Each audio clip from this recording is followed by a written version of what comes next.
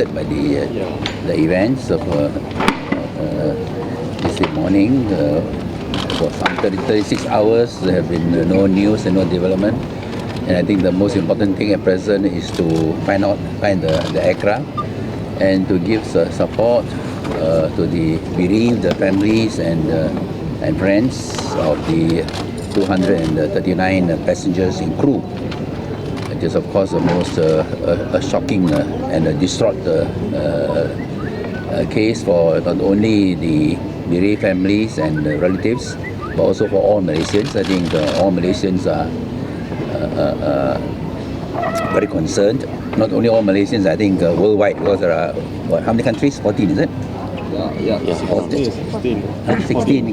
16 nationalities involved, and it is a human tragedy. Of course, there are other questions about crisis management, about the handling of the tragedy, the question of a search and rescue operation. But these are things that these questions can wait until the immediate priority is to find the aircraft, find out what actually happened, and to give support to the bereaved families and members and friends, so that they find the strength to face this great trial and sorrow. And I think the government should do all possible in order to help, to give whatever help is possible to the bereaved families, the MAS and the government. I think the moment is for Malaysians to continue to pray and hope that, however unlikely it is, that somehow some miracle can take place. Actually, I've heard also there's a couple of Malaysians also who just newly got wet and they went over that plane. So everyone is praying for the best. So for the time moment, we are not pretty sure what has been going on and we haven't got any news yet.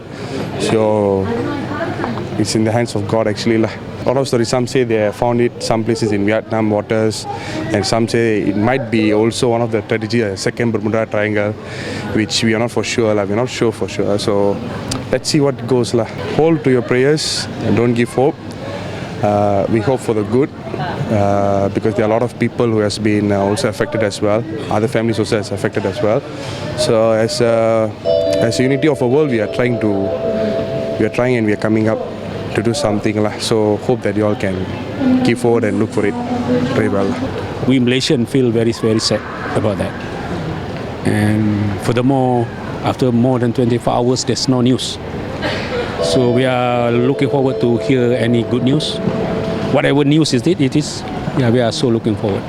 I myself, I don't believe in speculation until the proper media come up with the news. Then only I will be able to believe that. Otherwise, in the internet and all that, I will not take that as this one. And it makes things, relative of the passenger will feel more.